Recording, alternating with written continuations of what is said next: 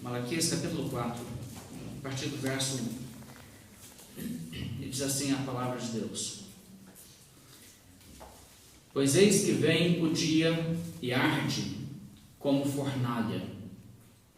Todos os soberbos e todos os que cometem perversidade serão como restolho, o dia que vem os abrasará, diz o Senhor dos Exércitos, de sorte que não lhes deixará nem raiz, nem ramo.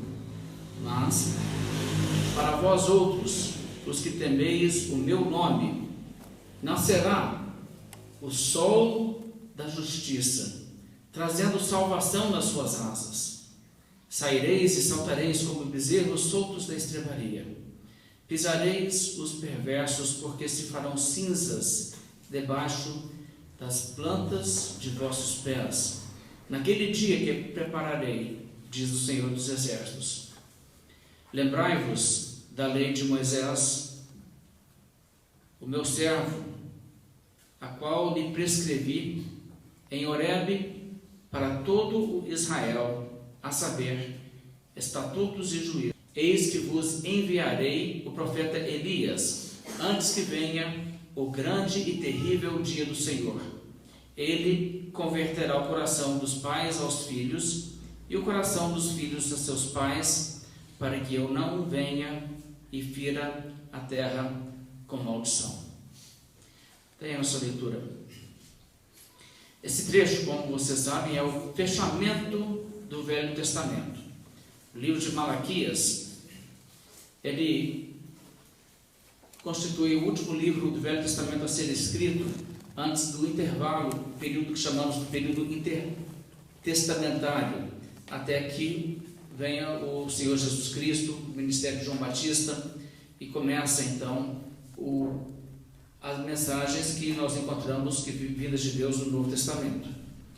Existe ali um intervalo, na verdade, de cerca de 400 anos de silêncio da parte de Deus entre o fechamento do cânon do Velho Testamento até o aparecimento do ministério do Novo Testamento, na verdade, ainda nos moldes do Velho Testamento, o ministério de João Batista, mas aquilo que está nas páginas do Novo Testamento.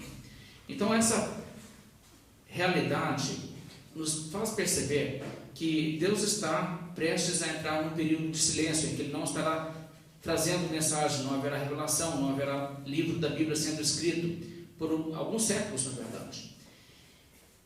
E isso nos faz pensar, então, num momento como estes, como que Deus dando ali a um povo por várias gerações a sua última palavra até que venha o Senhor Jesus Cristo e traga a mensagem da nova aliança. O que seria importante dizer nesse momento? O que seria essencial falar como que uma última palavra antes de encerrar o período do Velho Testamento e o cânon do Velho Testamento? É isso que nós encontramos nessa passagem. Uma passagem que traz, de fato, como que advertência final, que para muitas pessoas que viveram nesse planeta foi a última palavra vinda de Deus, até que viesse a revelação no período de Cristo. Esse texto tem a ver com o fato de que Deus é um Deus de justiça. Esse mundo é um mundo de injustiça. Nesse mundo a injustiça parece prevalecer. Há muitas coisas que as pessoas podem olhar e dizer: mas esse mundo está todo virado. As pessoas que fazem o bem acabam sendo prejudicadas porque fazem o bem. E as pessoas que fazem o mal não são sempre punidas, muitas vezes elas ficam impunes. E nós nos sentimos muitas vezes frustrados diante do fato de que algumas das pessoas que mais prejudicam outros nunca são trazidos à justiça desse mundo. E a injustiça prevalece, injustiças em todos os níveis. E na realidade, o ser humano tem no seu coração um clamor por justiça. Isso é parte da nossa constituição moral, imagem de Deus que está em nossa composição humana. Quando Deus colocou em nós um senso de certo e errado, uma capacidade de ter consciência do que é erro nosso e do que está errado fora de nós.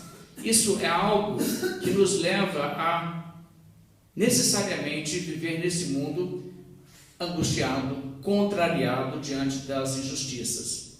E não somente o povo de Deus sofre isso, mas todos aqueles que vivem nesse mundo, que veem injustiças, se revoltam com injustiças. Pode até ser que eles mesmos façam injustiças, e com as injustiças que eles perpetuam, eles não têm revolta, mas com outras injustiças, eles se revoltam. Todos nós temos isso. E isso, na verdade, é algo da nossa composição moral como seres que tem esse nível de entendimento de que existe o certo e o errado. É algo inato no ser humano. Isso não é um conceito que você precisa ensinar para uma criança. Uma criança, muito cedo, começa a usar expressões como não é justo, não vale, isso não vale, porque realmente isso é parte daquilo que é fundamental da nossa pessoa, percebermos isso. E no entanto, diante de um mundo tão injusto, uma pergunta que muitas vezes se levanta no coração do homem é a pergunta: a injustiça prevalecerá? Porque parece para muitos que a injustiça prevalecerá. E muitas pessoas se desesperam da justiça, jogam tudo para o alto e dizem: não haverá justiça, não há quem faça justiça, não haverá justiça jamais. As pessoas, por exemplo, que não acreditam em Deus, em vida após a morte, em um juízo final, desesperam-se de que alguém fará justiça, não acreditam que haverá justiça. O mundo é assim mesmo, está tudo errado e vai ficar errado. Você pode tentar melhorar um pouco, mas as coisas que nós não conseguimos corrigir ficarão assim mesmo. E o que a Bíblia tem a dizer nessa passagem é justamente o contrário. A injustiça não prevalecerá, justiça prevalecerá. Existe sim um Deus do céu, um Deus que fará justiça. E a ideia de que haverá impunidade, ou que existe impunidade, é um engano, é uma ilusão. Nesse mundo existe aparência de impunidade para pessoas que fazem o que é mal, mas na verdade não há impunidade. Existe a realidade que um dia Deus julgará o mundo com justiça, por meio de Jesus Cristo, que foi destinado a esse papel, para julgar o mundo. Então, quando a Bíblia aqui nos fala sobre isso, a Bíblia está falando que vem um dia do Senhor, que para os justos será um dia ótimo, será bênção, será alegria, mas que para os injustos será um dia arrasador, um dia trágico, um dia que será para eles motivo de pavor e de tristeza. Mas eu gostaria de ler um pouco, antes de meditar sobre a mensagem aqui desse capítulo, o contexto um pouco maior.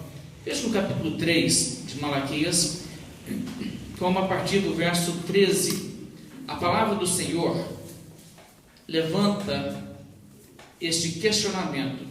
O questionamento das pessoas que dizem: o mundo é injusto e a injustiça vai ganhar. Veja o verso 13. Deus dizendo, falando ao povo, diz: as vossas palavras foram duras para mim, diz o Senhor, mas vós dizeis: que temos falado contra ti? Vós dizeis: inútil é servir a Deus. E que nos aproveitou termos cuidado em guardar os seus preceitos e em andar de luto diante do Senhor dos Exércitos? Aqui está o questionamento que se levantou no coração e saiu até da boca dessas pessoas. Servir a Deus não adianta nada não, é inútil. Você faz as coisas certinhas, você leva tinta, as pessoas aproveitam, as pessoas fazem mal, você é que sai perdendo. Se você tenta não fazer o que todo mundo está fazendo de errado, você fica tentando ser muito certinho, muito santarrão, o que acontece é que você acaba sendo a pessoa prejudicada. Esse mundo está tudo errado. E aí dizem: é inútil servir a Deus, não adianta, não existe nunca ninguém que faz justiça. Esse é o pensamento, isso se levanta. Agora, quando as pessoas declaram coisas assim, Deus diz que essas são palavras duras, palavras contra Ele. Na verdade, são blasfêmias contra Deus. Uma pessoa que diz, não existe justiça. Isso é blasfêmia contra Deus. Existe sim justiça, existe um juiz de toda a terra. Existe alguém que fará justiça. Só porque nós não vemos a justiça agora, não significa que isso continuará desta forma. Na verdade, as pessoas às vezes dizem, mas por que Deus não faz justiça de uma vez? Irmãos, o dia que Deus fizer justiça, não continuará mais a história da humanidade. É importante que você entenda isso. Se Deus hoje trouxer justiça à humanidade, não haverá no dia de amanhã. As pessoas, na verdade, terão que comparecer perante Deus, receber conforme as suas obras, e o que acontecerá é que as pessoas injustas nesse mundo serão de fato castigadas, mas o seu castigo será definitivo.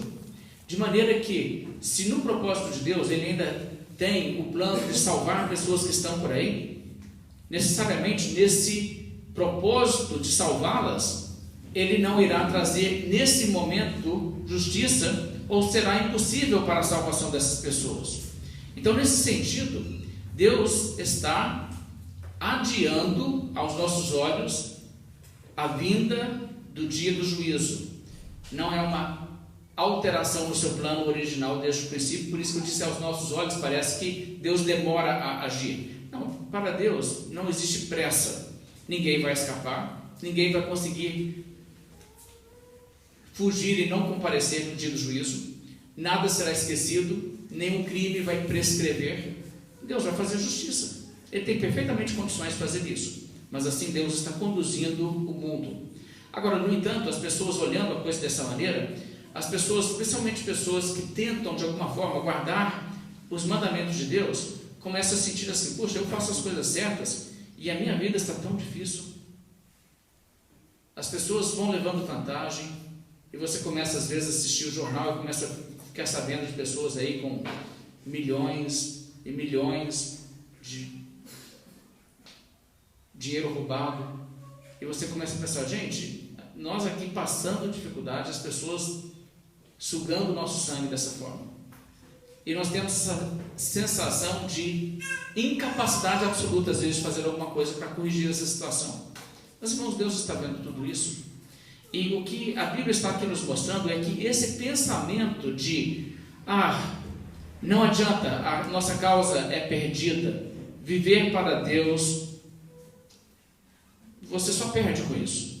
Deus está dizendo, isso é um pensamento errado, um pensamento duro. E na verdade ele ainda continua no verso 15 e diz o seguinte: ora, pois nós sepultávamos por felizes os soberbos. Parece Salmo 73, né?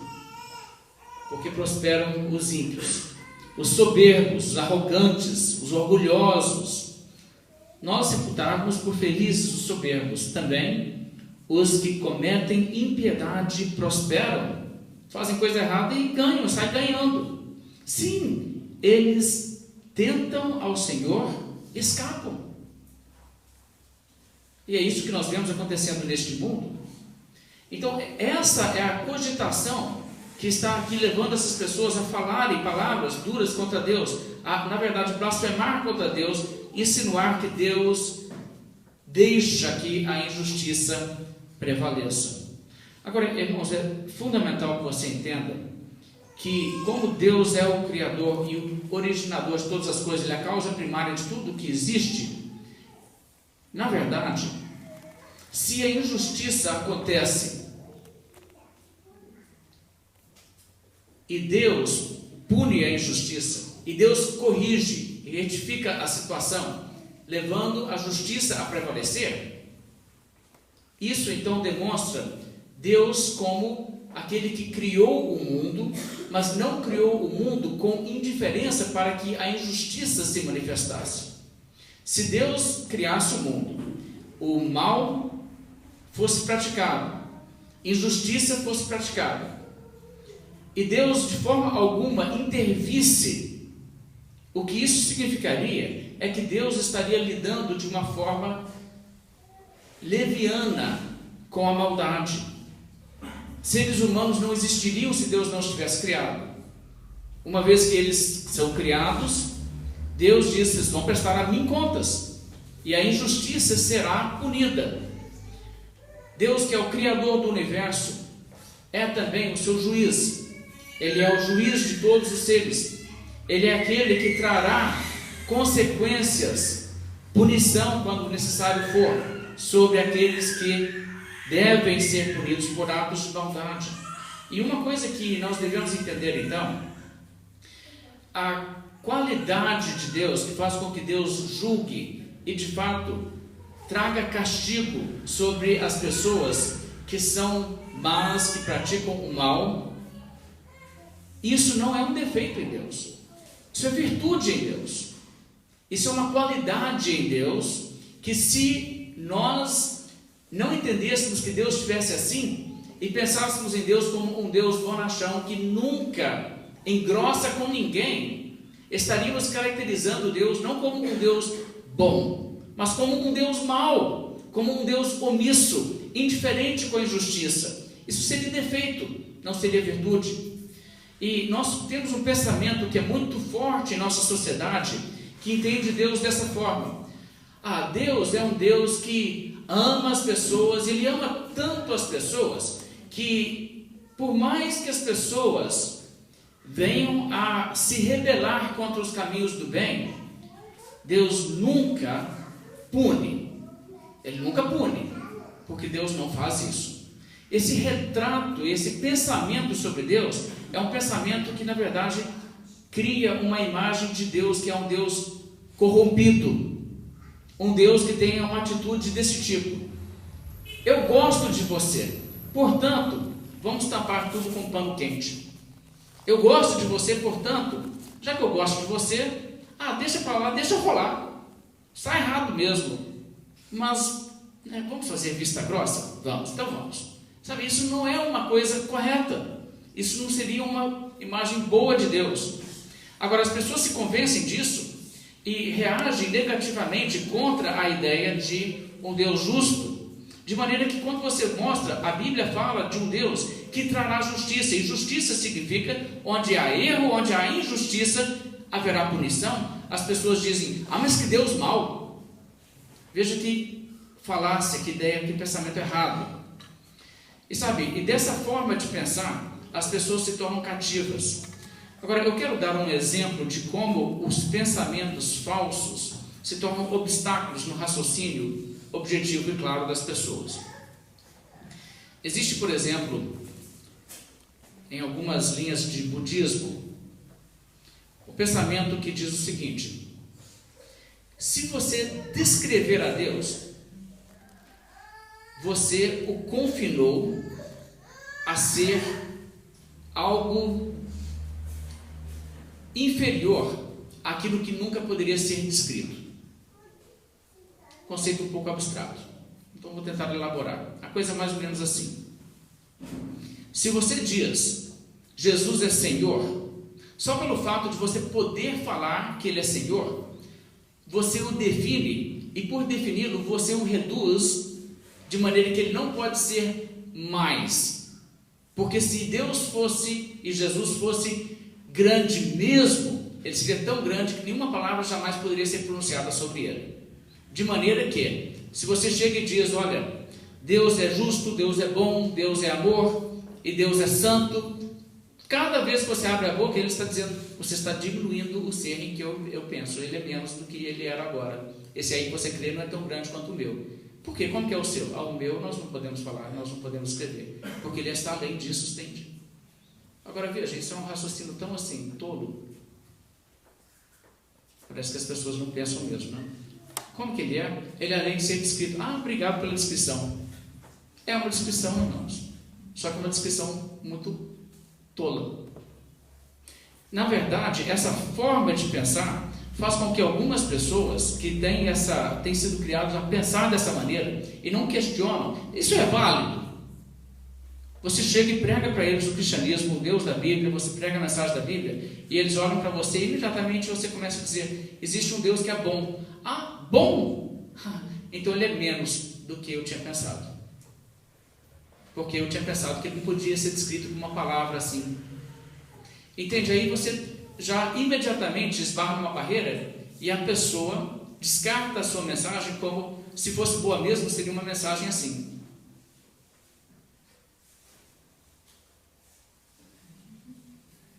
Entenderam? Silêncio. Isso é tolice.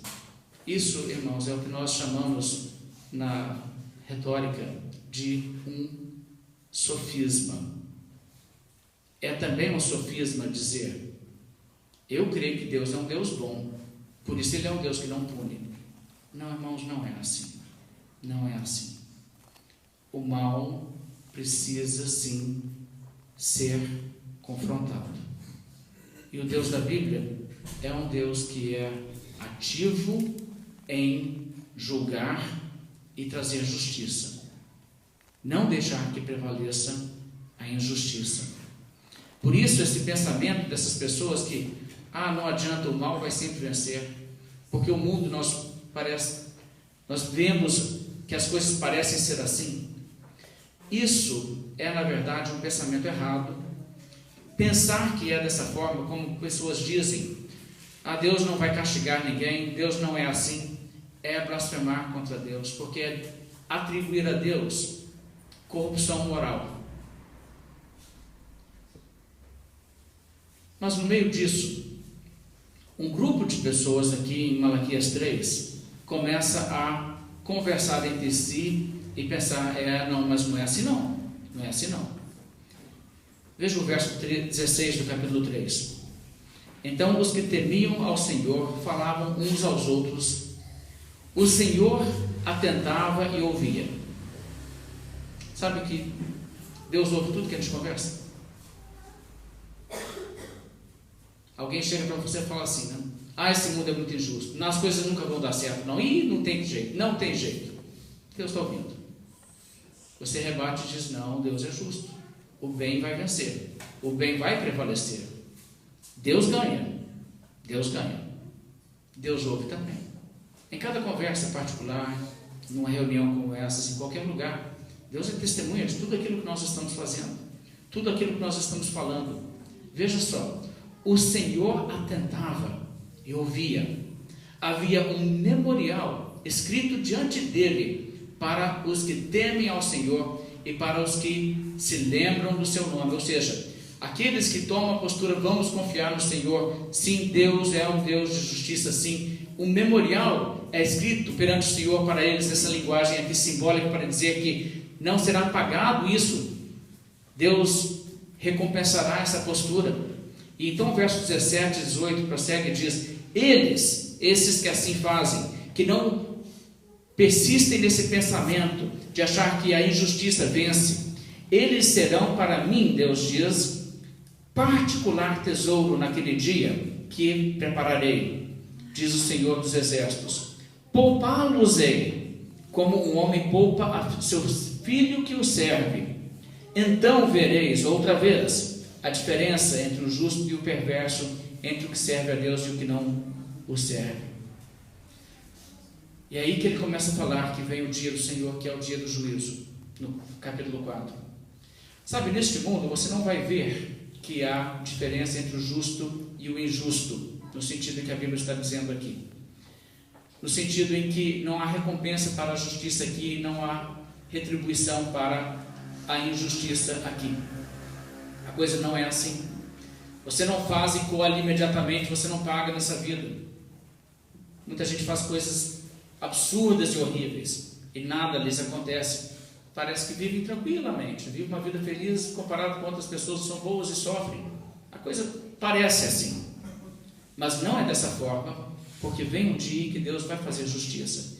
E naquele dia nós veremos que existe diferença entre o justo e o perverso. Mas, irmãos, a injustiça não vai prevalecer, ela não vai ganhar, e não haverá nada impune. Jesus disse: não há nada encoberto que não venha a ser revelado.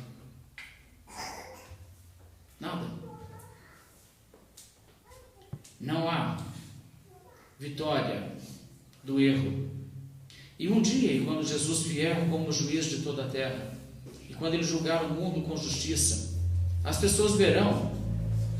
E uma coisa que você deve entender, e eu tenho até falado sobre isso com os jovens nos nossos encontros da juventude nos sábados, até mesmo aquelas pessoas que não conhecem a Cristo e não rendem sua vida a Deus, mas que não fazem coisas tão erradas, horríveis, como alguns fazem. No dia do juízo, perdidos estarão, porque a salvação está em Cristo, mas não se arrependerão de não terem sido piores, como alguns falam. De vez em quando você ouve alguém falar assim: eu já não vou seguir a Deus mesmo, se esse negócio for verdade, eu já vou para o inferno mesmo, então eu vou aprontar mais, porque, por que eu vou deixar de fazer alguma coisa se eu já vou para o inferno mesmo? Sabe, essa atitude é tão louca, qualquer pessoa, só de entender o que isso implica. Em primeiro lugar, porque a salvação da alma é a coisa mais urgente de necessidade de qualquer pessoa. Você não quer pensar assim: eu não sei se é, se não é, se eu tiver que ir para o inferno, então é um problema que eu vá. Irmãos, isso é loucura. As pessoas não entendem o quanto é grave isso, o quanto é irreversível isso, o quanto é sério. Mas também o que eu quero afirmar nesse contexto, o que é importante entender, irmãos, é que de fato, uma pessoa que, por princípios que ele aprendeu de certo e errado, refreou-se de fazer o mal em alguns casos, e talvez até por isso tenha pago um preço nesse mundo e nessa vida, mas não foi uma pessoa fiel a Deus e no dia do juízo é condenada, não vai olhar para trás da sua vida e pensar assim: então eu devia ter feito mais coisa errada. Porque quando Deus se atribuir aos pecados às pessoas, e quando Ele fizer justiça e as pessoas receberem conforme as suas obras, essa pessoa entenderá e pensará: puxa, eu errei e Deus está sendo justo comigo, mas pelo menos eu não fiz pior, porque seria pior para mim se eu tivesse sido pior. Porque é assim, é isso que significa justiça. Justiça, irmãos, não significa Deus vai pegar toda a humanidade e vai pegar todos aqueles que são ímpios e perversos contra Deus e tratá-los todos iguais. Vocês são todos iguais, no sentido que a punição de vocês será idêntica. Não, cada um será tratado conforme as suas obras. E muitos fatores entram nisso, de maneira que o Senhor Jesus Cristo fala de coisas como um juízo muito mais severo para alguns do que para outros. Ele usa, por exemplo, Sodoma e Gomorra como cidades exemplo de pessoas que serão julgadas com rigor muito duro, mas pessoas também serão julgadas em alguns casos de forma mais severa do que elas. Mas ele as pega de exemplo exatamente porque o caso delas é grave e elas serão julgadas de forma muito severa. Então, quanto mais a pessoa peca, mais ela acumula contra si mesma ira para o dia da ira e juízo de Deus. Então ela precisa estar ciente disso, que é necessário que ela corra do pecado, que ela volte-se a Cristo, que é um Salvador misericordioso daqueles que se arrependem, e que eles então entreguem suas vidas a Deus e sejam salvos. Mas mesmo assim, irmãos, nada neste mundo será inconsequente. Há um dia do juízo onde nós daremos contas, cada um dará conta de si mesmo a Deus. E não queira ter coisas para dar contas a Deus que são coisas tristes e vergonhosas. Queira estar livre do seu pecado, arrependido dele, lavado no sangue de Jesus. A injustiça não prevalecerá. Vem o dia final, vem o dia de acerto de contas. Esse dia, como eu tenho enfatizado, não será um dia tranquilo para todos. Veja Malaquias capítulo 4, verso 1. Pois eis que vem o dia e arde como fornalha. É uma figura que era muito presente na vida dessas pessoas. Eles colocavam coisa na fornalha para diversos trabalhos e para também fazer seus alimentos. A coisa era super quente. O dia será assim. Todos os soberbos e todos os que cometem perversidade serão como restolho. O dia que vem os abrasará. Eles vão pegar fogo. É a linguagem. Muito, muito forte a linguagem. Diz o Senhor dos Exércitos, de sorte que não lhes deixará nem raiz nem ramo. Ou seja, eles vão ser tirados daqui. Agora, você já quis alguma vez morar num lugar onde não tinha ninguém fazendo coisa errada, não tivesse gente sendo bandida, gente fazendo maldade, atrocidade, violência e tudo? Sabe que um dia vai ter um lugar assim? Sim, vai ter um lugar assim. Vai haver um lugar onde não haverá injustiça, onde não haverá pecado, onde não haverá dor nem lágrima. Mas para que isso seja o fato, também é verdade que as pessoas impenitentes e as pessoas que praticam a perversidade, elas não estarão lá. E aqui a Bíblia diz que o que Deus vai fazer com esse mundo, onde aparentemente a injustiça fica impune, Deus deixa que cada um revele o seu verdadeiro caráter. Sabe, tem gente que queria que fosse assim, né? Você faz uma coisa, Deus instantaneamente fizesse você sofrer. Faz outra coisa errada, Deus imediatamente batesse de alguma maneira e doesse. Assim as pessoas não fariam as coisas, não é assim? Talvez não fariam as coisas, mas elas também não revelariam o que elas são. Você quer saber o que é o seu real caráter? Você tem que ter a impressão de que você está escapando, fazendo mal, e está sendo ignorado, fazendo bem. Aí você mostra se você tem caráter. E é isso que esse mundo está sendo. E está sendo uma grande manifestação do que está no coração do ser humano. E as pessoas estão se corrompendo, fazendo coisas erradas, e Deus está anotando tudo. E depois haverá um acerto de contas. E os perversos que fazem o mal, Deus irá dizer: agora saiam daqui, nós vamos trabalhar só com estes, e eles vão viver agora em paz. Mas não há paz para os perversos. Veja o Salmo 1, veja como essa mesma linguagem é reforçada nesse Salmo, que é o Salmo 1, o Salmo que, de certa forma, resume a mensagem da Bíblia. Salmo 1 começa dizendo: bem-aventurado o homem que não anda no conselho dos ímpios, não se detém no caminho dos pecadores, não se assenta na roda dos escarnecedores. Antes o seu prazer está na lei do Senhor, na sua lei medita de dia e de noite. Veja só, então, dois tipos de pessoas. Um é aquele que pratica o que é errado, que anda com pessoas que praticam o mal, escarnece da justiça, das coisas de Deus e do bem. Outro é o que tem o prazer na lei de Deus, naquilo que é ético, naquilo que é moral, naquilo que Deus diz, seja assim, porque isso é certo. Essa pessoa pensa nessas coisas, em como servir e agradar ao Criador. O verso 3 diz: ele, esse que é o que medita na lei do Senhor, que tem prazer nas coisas de Deus, ele é como árvore plantada junto à corrente das águas, que no devido tempo dá o seu fruto. Veja, não necessariamente instantaneamente, mas o fruto vem no devido tempo. E cuja folhagem não murcha, tudo quanto ele faz será bem sucedido. Os ímpios não são assim. São, porém, como a palha que o vento dispersa.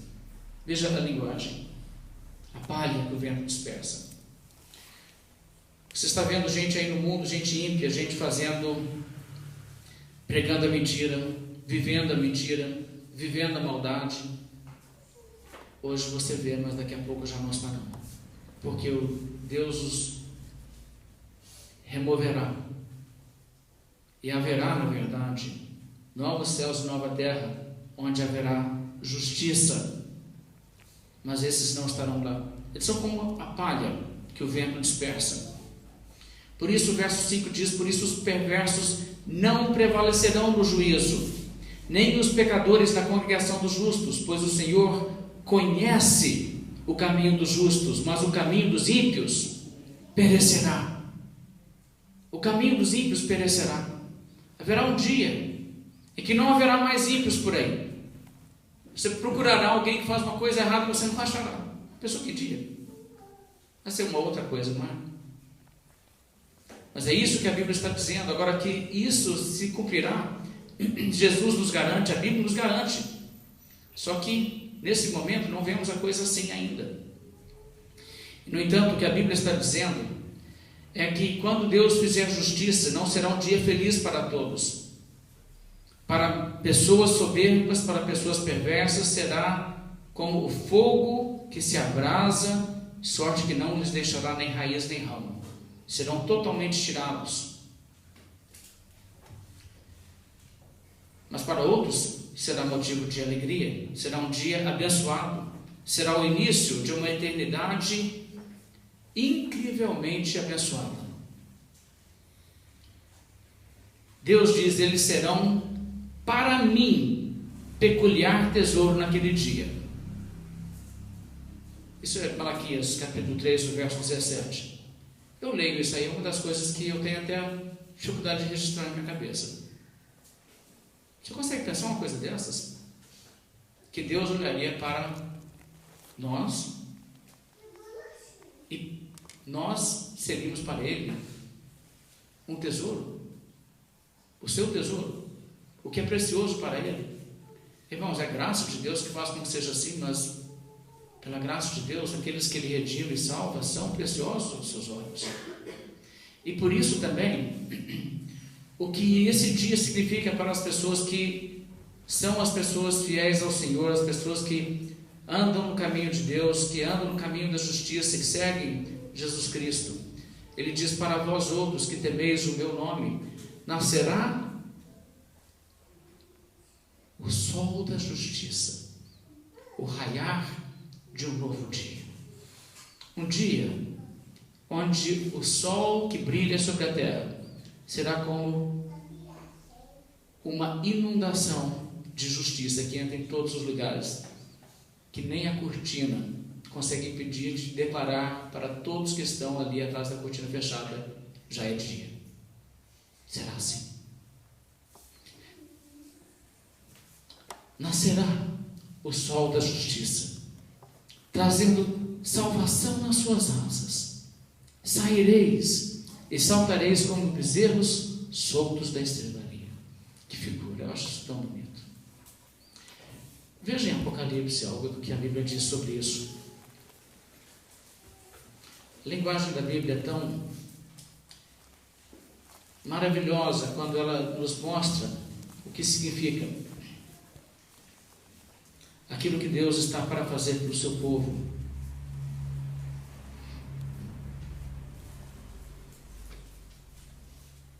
Apocalipse 21, o verso 3, a Bíblia diz assim: então ouvi grande voz vindo do trono dizendo: eis o tabernáculo de Deus com os homens, Deus habitará com eles, eles serão povos de Deus, e Deus mesmo estará com eles. Já pensou uma comunhão direta assim, Deus ali, tão reconhecivelmente presente, como qualquer pessoa com quem você já conversou. E lhes enxugará dos olhos toda lágrima, e a morte já não existirá. Já não haverá luto, nem pranto, nem dor, porque as primeiras coisas passaram. E aquele que está sentado no trono disse: eis que faço novas todas as coisas. E acrescentou: escreve, porque essas palavras são fiéis e verdadeiras. Veja mais adiante, veja o capítulo 22.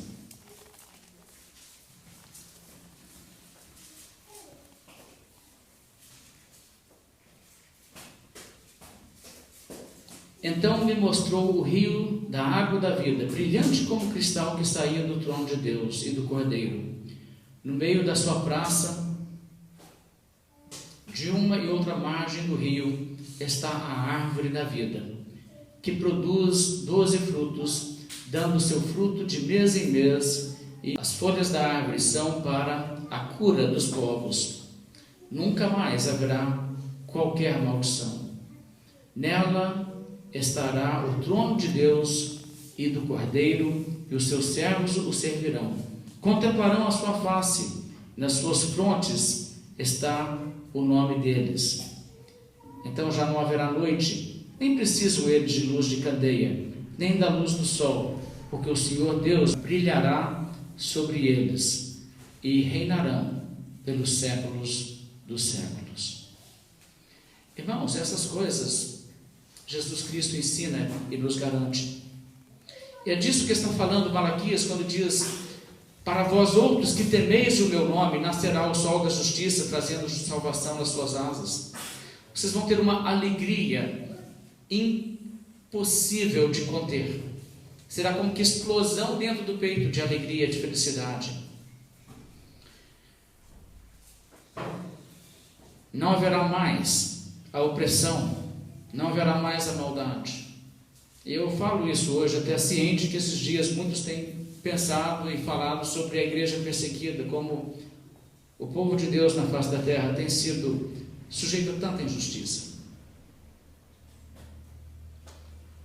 Mas Malaquias 4:3 diz: pisareis os perversos, porque se farão cinzas debaixo das plantas dos vossos pés, naquele dia que prepararei, diz o Senhor dos Exércitos. Sabe, a crença de que o mal prevalecerá é uma crença totalmente infundada. Deus está vendo tudo e Deus agirá. Um dia realmente haverá essa intervenção definitiva de Deus na história.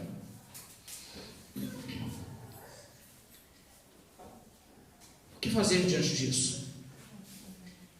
Bem, irmãos, o que nós devemos fazer é estarmos certos de que, de fato, nós somos aqueles que são contemplados como aqueles que serão abençoados nesse dia, como os que serão felizes nesse dia. E eu te pergunto, você é uma pessoa salva?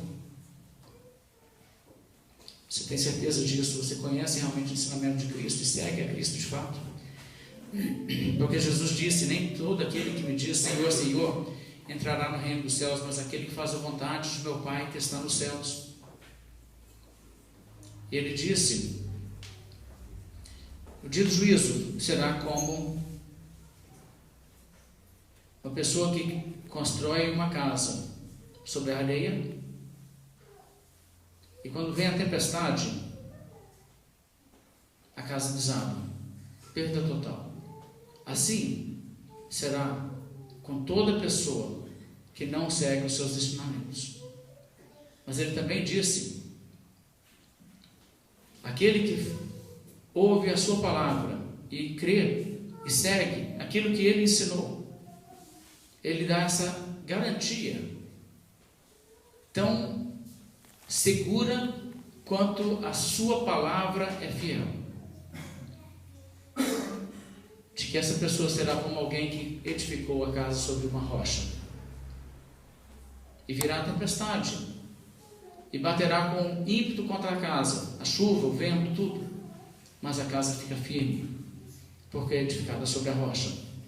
Assim é a pessoa que ouve a mensagem de Cristo e segue e crê em Cristo. Diante disso, há dois perigos que nós devemos identificar: o perigo da indiferença espiritual, do viver pelo agora e pensar, é só essa vida, é agora ou nunca, e eu não quero saber do que é certo ou errado, eu quero aproveitar. Isso é a ruína espiritual. Ou a outra atitude também que é perigosa é de ter uma religiosidade oca, sem arrependimento real, sem contrição pelo pecado, sem santificação, sem buscar realmente fazer a vontade de Deus. Sabe aquela história que as pessoas dizem: o importante é você ter uma religião. Não, não é isso que é importante não. O canibal tem uma religião. O importante é você fazer a vontade de Deus, é conhecer a vontade de Deus e fazer a vontade de Deus. Isso que é importante. Então eu quero que vocês vejam comigo o livro de Isaías, algumas passagens. Veja em Isaías capítulo 5, primeiramente, a atitude de indiferença espiritual da pessoa que diz: eu não vou me preocupar com essas coisas, vou viver com coisa que Deus nem existe. Isaías denuncia isso.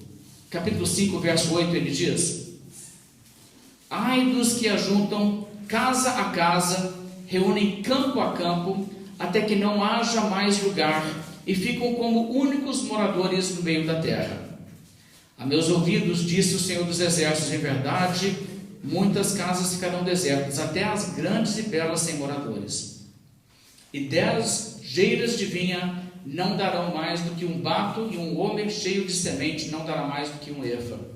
Coisa da medida da época, descrevendo uma situação de uma inversão total na prosperidade dessas pessoas, caindo na ruína e na miséria, o juízo de Deus caindo sobre elas. O que essas pessoas estavam fazendo de errado? Ajuntando casa e casa, campo e campo, estavam na verdade fazendo um monopólio da terra, violação direta da lei de Israel, que repartia a terra de maneira que não havia como as pessoas caírem na pobreza de maneira definitiva. Sempre haveria na família posse de alguma área. E o que acontece é que essas pessoas, em violação da lei de Deus, estavam fazendo isso e amontoando riquezas e oprimindo outras pessoas. E Deus diz: ai dos que assim fazem, a injustiça não prevalecerá. Verso 11: ai dos que levantam pela manhã e seguem a bebedice, e continuam até a alta noite, até que o vinho os esquenta. Liras e harpas, tamboris e flautas e vinho há nos seus banquetes, porém não consideram os feitos do Senhor, nem olham para as obras de suas mãos. Gente, se isso não é uma descrição da juventude de Lafayette, não sei o que seria. O pessoal vive aí com a música, a alegria, os tambores e a bebida, e é só alegria e farra, mas não pensam em Deus, não pensam nas obras de Deus, não querem saber dessas coisas. Ai dessas pessoas. Verso 18, Isaías 5 ainda: ai dos que puxam para si a iniquidade com cordas de injustiça, e o pecado como com tirantes de carro. Sabe aquelas cordas que você usa para conduzir um carro? O pessoal tipo assim, tem iniquidade? Puxa para mim, vem para mim. Uma vez eu vi uma camiseta à venda numa loja, graças a Deus não vi ninguém usando isso, mas com certeza tem quem usa. A camiseta falando assim: não nos deixeis cair em tentação. Pode deixar que nós mesmos pulamos nela. É isso que a Bíblia está descrevendo. Puxam para si a iniquidade. Verso 19: e dizem: apresse-se Deus e leve a cabo a sua obra para que a vejamos. Aproxime-se, manifeste o conselho do Santo Israel para que o conheçamos. Sabe o que é isso? Deus vai julgar? Fala que ele vai julgar rápido, que eu quero ver. Sabe que as pessoas dizem: então eu quero que Deus me mate aqui agora. Também não aconteceu nada. Essa atitude. Ai dessas pessoas. Verso 20: ai dos que ao mal chamam bem e ao bem mal, que fazem da escuridade luz e da luz escuridade, põem o amargo por doce e doce por amargo. As pessoas que estão invertendo tudo e dizendo: esse negócio da Bíblia, a fé cristã, isso aí não é assim não. Tem nada a ver, a Bíblia condena daí, tem nada a ver. Ao mal chamam bem, e ao bem chamam mal. Esse negócio de ficar aí com Bíblia, fazendo oração, você perde de tempo. Verso 21: ai dos que são sábios aos seus próprios olhos e prudentes no seu próprio conceito. Ai dos que são heróis para beber vinho, valentes para misturar bebida forte. Não sei se vocês já viram essas pessoas hoje em dia. Coloca um funil no pescoço e joga a cerveja que desce direto para a barriga. Nem tem que engolir. Eles falam assim: eu sou valente, eu dou conta. Tem pessoas agora que estão com uma coisa que eles colocam em volta do pescoço, fica uma coisa que enche, que cobre o nariz da pessoa, a pessoa tem que beber aquele negócio, descer o negócio até poder respirar. Que herói. É disso que a Bíblia está falando. Ai dos que são heróis para beber vinho e valentes para misturar bebida forte, os quais por suborno justificam o perverso e ao justo negam justiça, pelo que, como a língua de fogo consome o restolho, veja a mesma linguagem, e a erva seca se desfaz pela chama, assim será a sua raiz como podridão, e a sua flor se esvaecerá como pó, porquanto rejeitaram a lei do Senhor dos Exércitos e desprezaram a palavra do Santo de Israel, desprezaram a Bíblia. Veja o capítulo 3 de Isaías, verso 9. Veja o que a Bíblia aqui nos lembra. essas pessoas que se mostram indiferentes para com Deus e com as coisas de Deus e com os mandamentos de Deus e seguem um caminho que não é bom. Isaías 3, verso 9 diz: o aspecto do seu rosto testifica contra eles, e como Sodoma, publicam o seu pecado, não o encobrem, não têm vergonha. Ai da sua alma, porque fazem mal a si mesmos. Dizei aos justos que bem lhes irá, porque comerão do fruto das suas ações. Ai do perverso, mal lhe irá, porque a sua paga será o que as suas próprias mãos fizeram. Justiça. Deus julgará o mundo com justiça. Então esse é um perigo. O perigo da pessoa que diz: eu vou viver pelo aqui e agora e eu não vou preocupar com regras, o que Deus pensa, o que é certo e errado. Eu quero fazer, eu faço. Isso é um risco muito grande, isso é uma destruição de uma pessoa. Por outro lado, veja em Isaías capítulo 1, outro perigo é a religiosidade oca, sem arrependimento, sem contrição, sem santificação.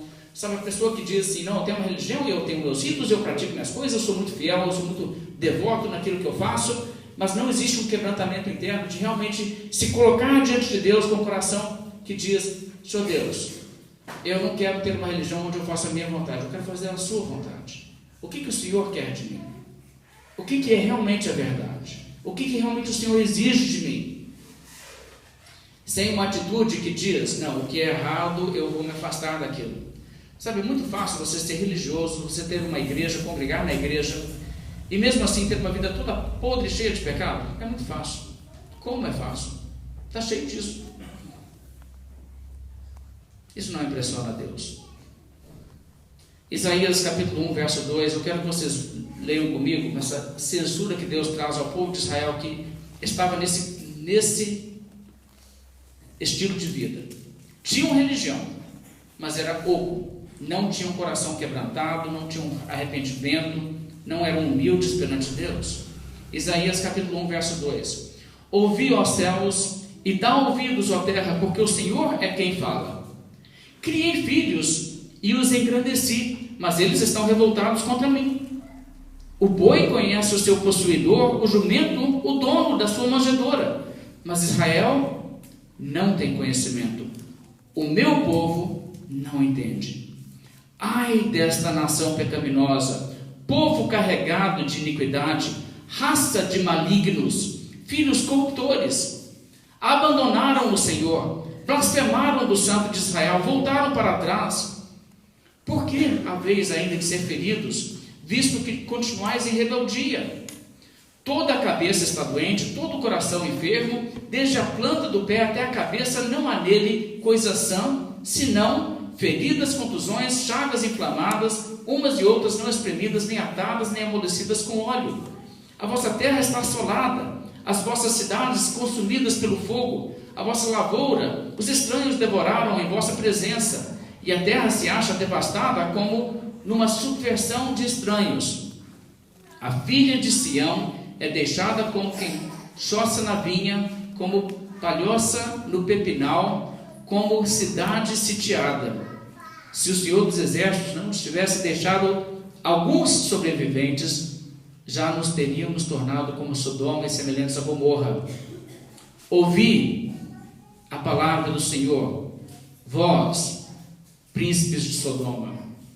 E ele está falando aos príncipes de Jerusalém, só que ele está os chamando de Sodoma para caracterizá-los como tão perversos que eram. Prestai ouvidos à lei de Deus, nosso Deus, vós, povo de Gomorra. Sodoma e Gomorra já tinha caído fora de existência há muitos séculos aqui. E agora preste bem atenção. Olha o que Deus diz para esse povo, que tinha uma vida perversa, mas era todo religioso, ia no templo, tinha aquela fachada de religião. Verso 11: de que me serve a multidão de vossos sacrifícios, diz o Senhor. Estou farto dos holocaustos de carneiros, da gordura de animais cevados, e não me agrado do sangue de novilhos, nem de cordeiros, nem de bodes. Quando vindes para comparecer perante mim, quem você quereu só pisardes nos meus átrios? Isso é tão sério. Deus dizendo: Quem te deu o direito de pisar no meu espaço? Você vem com essa vida podre toda. Quer dizer, eu vou levar uma coisa para adorar a Deus. Sabe, irmãos, eu acho que uma das características que mostra como que as pessoas não entendem isso hoje, uma das coisas que às vezes eu tenho visto que tem sido tão assim, um testemunho da falta de noção espiritual. Esses programas que são programas altamente mundanos que tem na televisão, onde eles gostam de fazer até essas danças sensuais e tem ali uma plateia de seminudez para despertar pensamentos ímpios nas pessoas. No meio do contexto desses, depois de alguém chegar lá e fazer uma coisa totalmente profana e indecente, aí chega um músico religioso e canta uma música religiosa e está todo mundo lá assim, Deus, Deus, Aí sai esse, agora beleza, agora chegou outro funkeiro. E está fazendo isso. Que contexto, que falta de percepção, irmãos. E Deus diz o quê? Vocês acham que vocês podem me adorar nessa condição? Veja o verso 13. Não continueis a trazer ofertas vãs. O incenso é para mim abominação. E também as festas de lua nova, os sábados, a convocação das congregações. Não posso suportar a iniquidade associada ao ajuntamento solene. Sabe o que é isso? É Deus dizendo para o povo as coisas que Ele tinha ordenado. As festas de lua nova, os sábados, convocação das congregações, ajuntamento solene. Deus dizendo, eu não suporto. Vocês fazem isso e eu não suporto. Porque vocês não são pessoas que estão deixando o pecado de lado. Vocês querem fazer a adoração de Deus, nos nossos dias hoje você tem igreja, mas ao mesmo tempo, a iniquidade na vida sem nenhum arrependimento. Deus diz, eu não suporto. Verso 14, as vossas festas de lua nova, as vossas solenidades, a minha alma as aborrece. Deus diz, eu detesto a sua adoração. Já me são pesadas, estou cansado de as sofrer. Deus diz, já não suporto mais hipocrisia. Pelo que, quando estendeis as mãos, escondo de vós os olhos. Sim, quando multiplicais as vossas orações, não as ouço, porque as vossas mãos estão cheias de sangue. Vocês têm culpa no cartório, não arrependeram, não quer mudar de vida, vai lá. É como acontece nesses eventos, muitas vezes eventos religiosos, aqui junto até multidões, vão até em estádios, em alguns casos, chegam ali, está cheio de gente vivendo uma vida imoral, gente corrupta com dinheiro, gente desonesta, gente que está fazendo uso de drogas, gente fazendo toda espécie de coisa que a Bíblia condena, que Deus não aprova, e chega lá, esse momento é para Deus, e vamos nos adorar, sem nenhuma mudança de vida, sai de lá, tipo assim, tive um momento muito perto de Deus, agora vamos voltar para a nossa vida de pecado. E Deus diz, isso não é aceitável, isso não é aceitável. E o que Deus exige, não é que você tenha uma religião, mas que você faça a vontade dEle, que você siga realmente o que Ele ensinou, e que você faça isso de coração. Veja o verso 16, lavai-vos, purificai-vos, tirai a maldade dos vossos atos de diante dos meus olhos, cessai de fazer o mal, aprendei a fazer o bem, atendei à justiça, repreendei ao opressor, defendei o direito do órfão, pleiteai a causa das viúvas, vinde, pois, e arrazoemos, diz o Senhor, ainda que os vossos pecados sejam como a escarlata, eles se tornarão brancos como a neve, ainda que sejam vermelhos como o carmesim, se tornarão como a lã. Irmãos, Deus é um Deus gracioso, um Deus misericordioso, um Deus de perdão. Ele perdoa, mas Ele perdoa aqueles que se arrependem, aqueles que abandonam o erro. E sabe, de vez em quando alguém diz assim, para mim não tem mais jeito, eu já não tenho como consertar. Uma pessoa uma vez falou assim, nessa altura da vida, pau que nasce torto, morre torto. É para isso que a Bíblia está dizendo ainda, que vossos pecados sejam como a escarlata. Sabe a escarlata? Uma cor difícil de conseguir naquela época, eles não tinham muito como tingir as coisas, eles não tinham tintas do tipo que nós temos hoje, então eles tinham que bater muito no negócio, e como eles também não tinham alvejantes do tipo que nós temos hoje, uma vez que a coisa ficasse escarlata, eles podiam até desbotá-la, mas não tiravam mais, ficava aquela mancha. Aí o negócio era permanente. E o que a Bíblia está dizendo mesmo, uma coisa que humanamente é irreversível, não é irreversível para Deus. E Deus muda, Ele transforma pessoas. E Deus muda sim. Tem pessoas que têm uma vida, que têm tido uma vida torta, uma vida de impiedade, uma pessoa que diz, eu não tenho como mudar não. Deus muda a pessoa. E Deus transforma a pessoa. E Ele perdoa. Ele liberta a pessoa do ciclo do mal e do erro.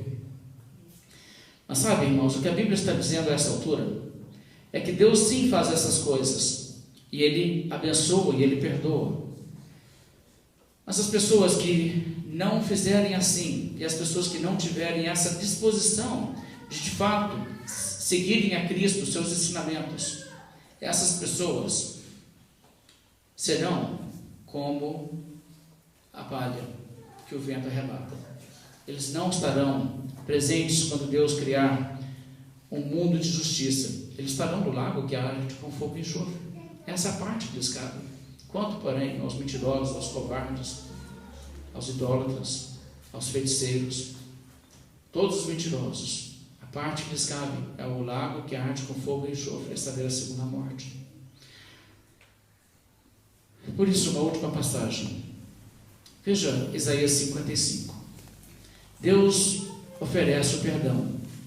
Ele convida, vinde, arrazoemos. Não importa o que você tenha feito, não importa o que você seja. Seus pecados podem tornar-se brancos como a lã. O arrependimento, Deus muda a sua vida.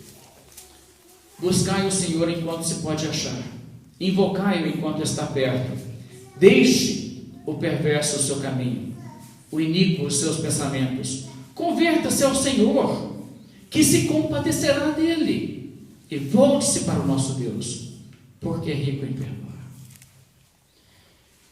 E o que eu digo a você nessa noite, se você não abandonou o caminho do pecado, você ainda não se resolveu firmemente, eu vou seguir a Cristo, eu vou aprender a vontade de Cristo, eu vou fazer a vontade de Cristo. Esse convite de Deus é para você. Deixe o seu caminho, deixe o seu modo de pensar, converta-se ao Senhor, invoca-o enquanto está perto, invoca-o enquanto pode se achar, porque se esperar demais, aquele dia vem e será tarde. Pode ser o dia em que nós partimos deste mundo, o dia em que Jesus volta. Nós não sabemos o que está à nossa frente, o que virá primeiro, mas de uma forma ou de outra. Não se pode achar o Senhor para sempre. Buscai o Senhor enquanto se pode achar. Seja das pessoas que Deus terá para si como um tesouro particular, o tesouro dele, os que temem ao Senhor, os que fazem a sua vontade.